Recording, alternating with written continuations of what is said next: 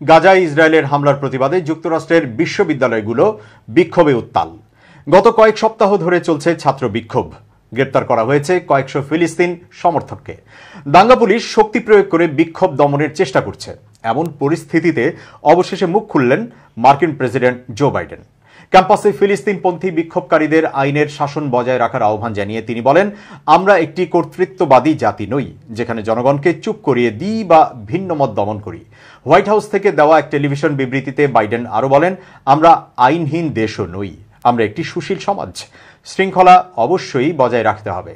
যুক্তরাষ্ট্র জুড়ে গাজা যুদ্ধ বন্ধের দাবিতে চলমান ছাত্র বিক্ষোভ দমনের মধ্যে দাঙ্গা পুলিশ শক্তি প্রয়োগ করে ইউনিভার্সিটি অব ক্যালিফোর্নিয়া লস অ্যাঞ্জেলসের অবরোধ উচ্ছেদ করেছে। 4 শতাধিক বিক্ষোভকারীকে উচ্ছেদের জন্য আলটিমেটাম দিয়ে শত শত পুলিশ কর্মকর্তা মোতায়েন করা হয়। রাবার বুলেট ও ফ্ল্যাশ ব্যাং ব্যবহার করে বুধবার পুলিশ ব্যারিকেড সরিয়েছে। এ সময় 90 জনকে গ্রেপ্তার করা হয়। বিশ্লেষকরা বলছেন, শান্তিপূর্ণ বিক্ষোভকারীদের শক্তি প্রয়োগের মাধ্যমে উচ্ছেদ করে যুক্তরাষ্ট্রের বিশ্ববিদ্যালয় প্রশাসন চরম অসহিষ্ণুতা দেখাচ্ছে। এর আগে নানা সময়ে দেশটার বিশ্ববিদ্যালয়ে শান্তিপূর্ণ আন্দোলনে কর্তৃপক্ষ বাধা না দিলেও এবার ফিলিস্তিনপন্থী বিক্ষোভকারীদের ক্ষেত্রে দ্বিমুখী নীতি অবলম্বন করছে। পুলিশ এর আগে ক্যালিফোর্নিয়া বিশ্ববিদ্যালয়ে বিক্ষোভকারীদের চলে যাওয়ার অন্যথায় গ্রেপ্তারের হুমকি দিয়েছিল। এরপর কয়েক ঘণ্টার অচলাবস্থা শেষে স্থানীয় সময় বুধবার রাতে পুলিশ বিক্ষোভকারীদের তাঁবুতে প্রবেশ করে। সহিংস ইসরায়েলপন্থী উগ্র জনতার তাদের ক্যাম্পে আক্রমণ করার 24 ঘণ্টারও কম সময় পরে এ ঘটনা ঘটল। এর আগে মঙ্গলবার রাতে কলম্বিয়া বিশ্ববিদ্যালয় ও নিউ ইয়র্কের সিটি কলেজের প্রায় 300 বিক্ষোভকারীকে গ্রেপ্তার করা হয়েছে। মঙ্গলবার রাতে ও বুধবার সকালে ইউসিএলএ ক্যাম্পাসে শান্তিপূর্ণ ফিলিস্তিনপন্থী বিক্ষোভকারীদের উপর উগ্র ইসরায়েলপন্থীরা আক্রমণ করে। বুধবারে পুলিশের অভিযানের পর প্রায় সব বিক্ষোভকারীকে ইউসিএলএ ক্যাম্প থেকে সরিয়ে দেওয়া হয়।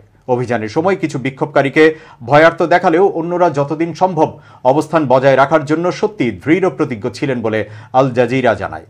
অনেক বিক্ষোভকারী পুলিশকে লক্ষ্য করে শেম অন ইউ বলে চিৎকার করছিলেন।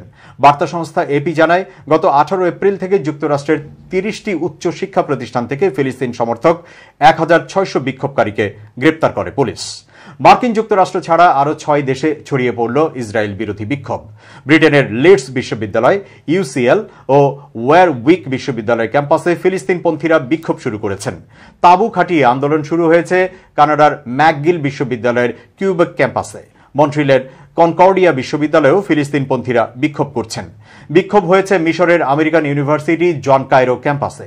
এছাড়া ফ্রান্সের সায়েন্সেস পো অ্যান্ড সারবন ও institute of political studies campus এবং ইতালির সাম্পিয়েঞ্জো বিশ্ববিদ্যালয় ক্যাম্পাসেও ছড়িয়ে পড়েছে বিক্ষোভ। অস্ট্রেলিয়ার সিডনি বিশ্ববিদ্যালয় ও মেলবোর্ন বিশ্ববিদ্যালয় ক্যাম্পাসেও হয়েছে বিক্ষোভ।